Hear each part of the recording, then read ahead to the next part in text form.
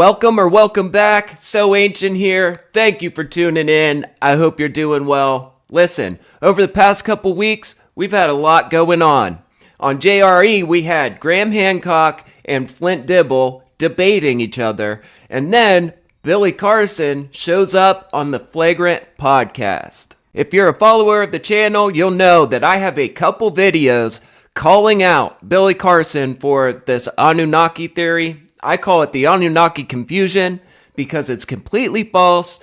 The Anunnaki and Nibiru are never associated with each other in the Sumerian texts.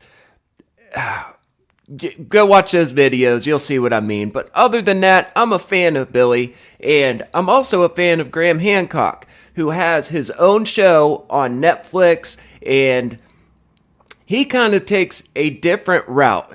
See, where Billy will kind of use science and religious texts to kind of push this idea, Graham Hancock kind of uses archaeology and these certain sites to promote this theory that there was an ancient advanced civilization.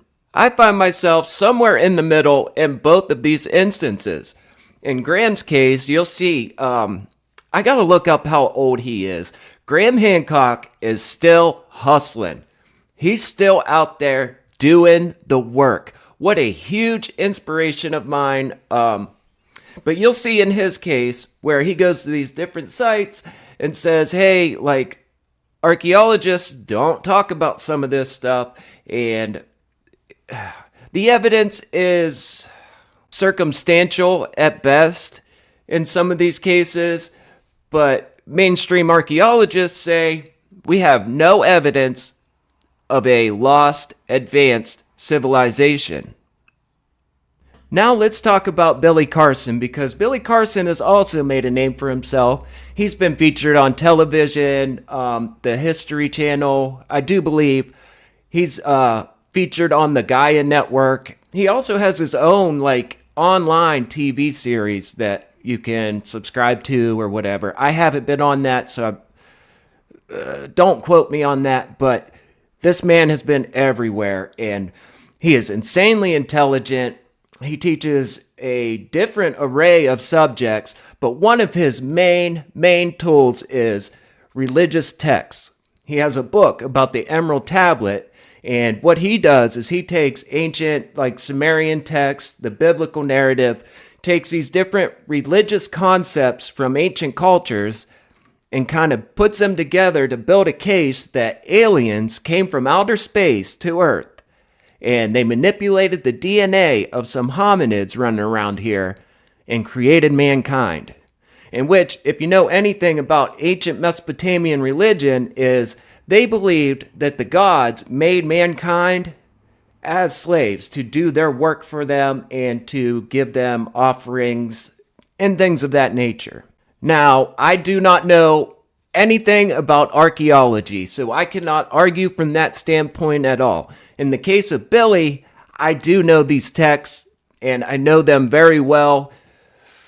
Some better than others, like the biblical texts, I know a lot better than the other ones, but in some cases like this, I don't see Billy as an evil man. I see him as a businessman, and I can actually show cases of Zechariah Sitchin, Michael Tellinger, Billy Carson. These guys do manipulate the text and make up things, in fact, to push this theory, sell their books.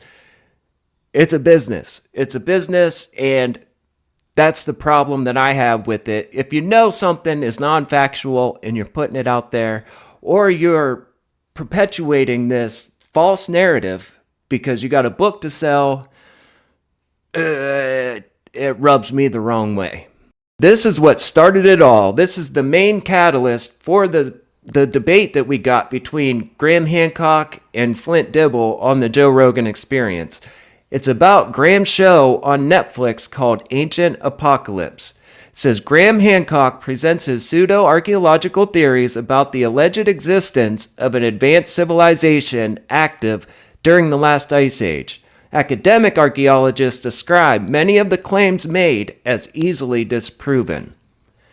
And in the synopsis here, it says, Hancock argues that an advanced Ice Age civilization was destroyed in a cataclysm, but that its survivors introduced agriculture, architecture, and astronomy to the hunter-gatherers around the world. So an advanced group of beings, taught early man this knowledge and enlightened them pretty much. It's almost in line with Billy Carson's theory that ancient aliens came down. They were, technologically advanced and taught humans.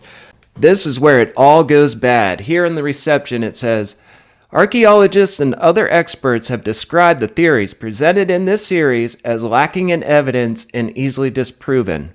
The Society for American Archaeology objected to the classification of the series as a documentary and requested that Netflix reclassify it as science fiction. It says it repeatedly and vigorously dismisses archaeologists and the practice of archaeology with aggressive rhetoric. And it says that the theory it presents has a long-standing association with racist, white supremacist ideologies and does injustice to indigenous peoples and emboldens extremists. And what that means is, like, white European alternative historians go to sites like the pyramids at Giza or ancient Peru, these walls and stuff, and they look at the indigenous people there and say, well, white people, we're the most, advanced race or whatever, and we don't have any of these pyramids or any of these things. So these indigenous peoples couldn't have made it. So maybe there was an advanced civilization. That's what they're saying.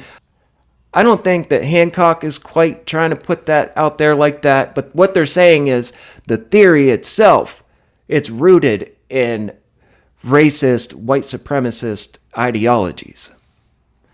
So let's go on here, and archaeologist Flint Dibble said the show is lacking in evidence to support Hancock's theory, while there is a plethora of evidence which contradicts the dates that Hancock gives. So that fueled this debate. The world, no. Let's check it out. Was there any other questions for Graham?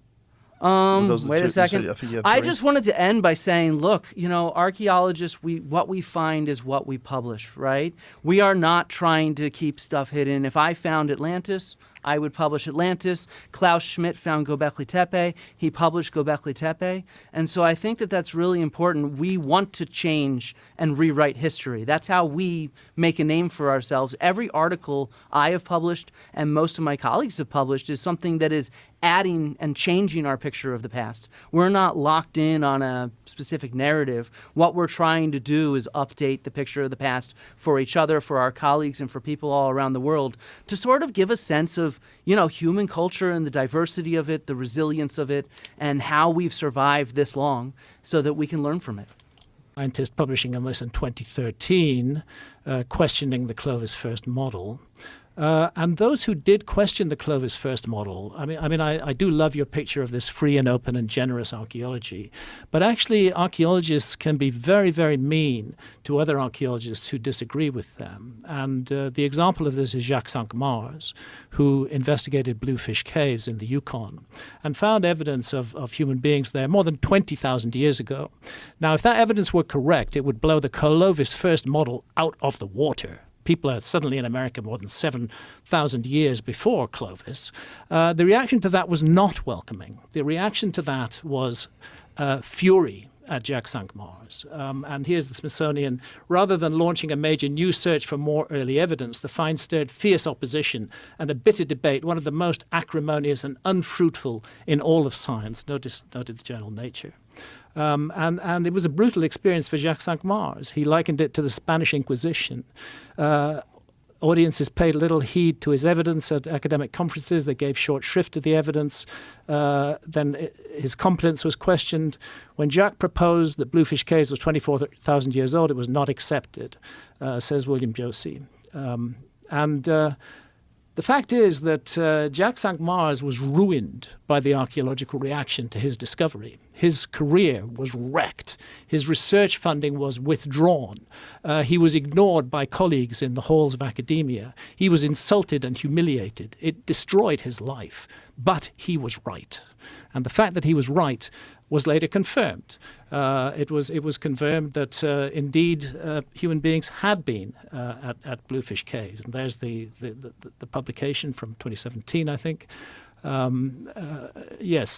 January 2017, confirming that all along Jacques Cinq-Mars had been right, and that the ruining and destruction of his reputation for saying something that other archaeologists disagreed with had been wholly unnecessary. And again, the Smithsonian, the study raises serious questions about the effect of the bitter, decades-long debate over the peopling of the New World. Did archaeologists in the mainstream marginalize dissenting voices on this key issue? And if so, what was the impact on North American archaeology? Did the intense criticism of pre-Clovis sites produce a chilling effect, stifling new ideas and hobbling the search for early early sites? So here's Clovis debunked. You're telling me that it was debunked in the 90s, Flint, but here's Clovis being debunked again in 2007, National Geographic. Here's Clovis being debunked in 2012. I mean, for a theory that was debunked in the 1990s, it's weird to see it still being debunked in 2012. Unfortunately, academia has to do that. It has to regulate the information that comes in and any new ideas presented. It's the nature of the beast, right? You have to protect what they have to regulate it. They have to regulate what comes in, how it's researched, and how it is taught. So, yet new ideas are really hard to get introduced and to be accepted. That's just how it goes. And hopefully over time, that will continue to get better, and who knows? Who knows what the future holds, and who knows what we will know about these ancient cultures. So some of them came to Earth, and so Anunnaki is a general term. It doesn't mean one race. It's just like if all of us here got in a spaceship and flew to Mars, and we met a Martian, and he said, "Who are you guys?" We'd say Earthlings. Got it. But they maybe would call us Anunnaki. Right. Yeah, I wouldn't say I'm Billy Carson from Fort Lauderdale. Yeah. Right. So they would get, they're Earthlings. That's one term, but we're all different races here. Right. Right. So, but Anunnaki is a term to say those who came from heaven to earth. That's it. In Africa, they call it the Nituru, which means the same exact thing. The gods that came from heaven to earth and turned mud into a kingdom. Now, the civilization they built is the Atlantean civilization. So this is where we hear about Atlantis, the mythology of Atlantis. Right. Got it. Okay. They built the Atlantean civilization. And where's the evidence for this? Where do you read about that? Well, if you look in the text, a lot of the Indian texts, the Vedas, the Mahabharata, the Bhagavad Gita, the ancient lore of the indigenous aboriginals, the Terra Papers, the Enuma Elish, the Epic of Atrahasis, the Code of Hammurabi, the Myth of Etana. There's so many tablets, I can just keep going down. Everybody's referencing the Atlantean civilization. Yeah. Obviously, the most popular one was it Plato's uncle or something like that? Plato. Plato wrote about them. Oh, he did? Yes, he did. Yes, okay. Got it. And so, you start looking at this information. That was more recent. I mean, when I say recent, it's not as ancient. But the account of Plato's account of Atlantis is not that ancient. But we're talking about the ring city, but that was just one capital. So that ring city that was being described is one capital of dozens that existed on Earth at the same time. Do we know where these other ones might be? Is there any remnants? They were on every continent, every single continent. We're standing on Atlantis right now. We're sitting right on top of Atlantis. It was New York. Yes, everyone on this planet is on top of Atlantis. So when you start to look at the Americas, you discover that there were so many pyramids in the Americas. There were literally thousands of them. What happened to them? The Catholic Church blew up the tops of these pyramids and built churches on top of them. No. Really? Yeah. Come on, bro. Mark, bro. Yeah. Hold on. I was raised Catholic. They never told us that. No, they won't tell you that. Give me a Now, there are sacred sites like that have been built upon and stuff. I suggest that you watch this because Billy Carson does what Billy Carson does, man. He is very entertaining, very sharp-minded. Like I said, I watched this thing twice, but you can clearly see manipulation of the text. I don't know much about the Indian text that he's referencing as well, but in the Sumerian text, I know that he's manipulating the Anunnaki. It doesn't mean those who from heaven to earth came. It means the offspring of An or Anu, princely offspring. And where they get that is that An was the sky god to the ancient Sumerians. He was the sky god, and his consort was the earth, the goddess of the earth. And so that's where they get the heaven and earth thing. But the Anunnaki are the Anuna gods, which are the offspring of Anu. And you can see that's where they kind of mess that up. I go through, you see,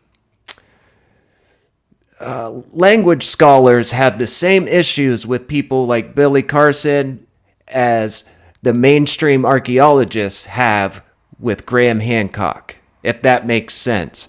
They kind of give this circumstantial evidence, which I do that too. I like looking at all these religious texts and all these ancient myths and legends and finding a common ground with them, comparative religions.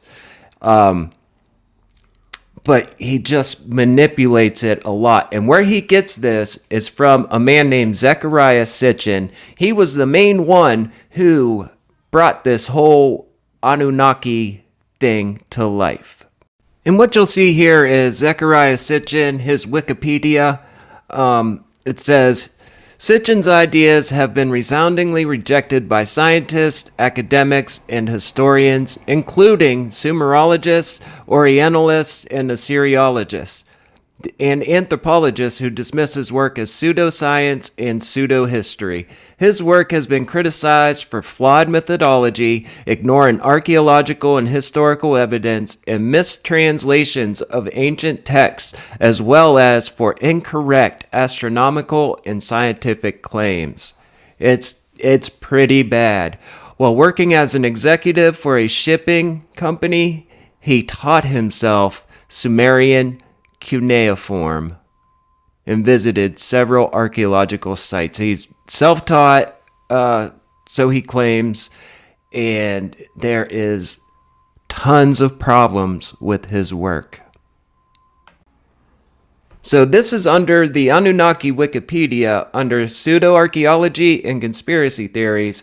And first up, you have Chariots of the Gods by Eric von Daniken. And this man is the source. He set the stage, the foundation for the ancient astronaut theory. The show on television, Ancient Aliens, was all sourced by this man here. He is the root, right? And then, secondly, you have The 12th Planet by Zecharia Sitchin. And I've talked about this before, but check out down here where I have it highlighted. It says, Sitchin's writings have been universally rejected by mainstream historians who have labeled his books as pseudo-archaeology, asserting that Sitchin seems to deliberately misrepresent Sumerian texts by quoting them out of context, truncating quotations, and mistranslating Sumerian words to give them radically different meanings from their accepted definitions. That's basically all I have for you today. So yeah, be careful. Make sure you vet your sources. I want to thank you for watching. If you would, please subscribe, hit the like button, share this out. A lot of people don't know this about some of these figures like Graham Hancock or Billy Carson, Zecharia Sitchin. There are some issues with alternative history. I find myself somewhere in the middle, and I will continue to study this and put out content on it because I'm very fascinated with ancient cultures, ancient religions. So yeah, this is So Ancient. Thank you for your time.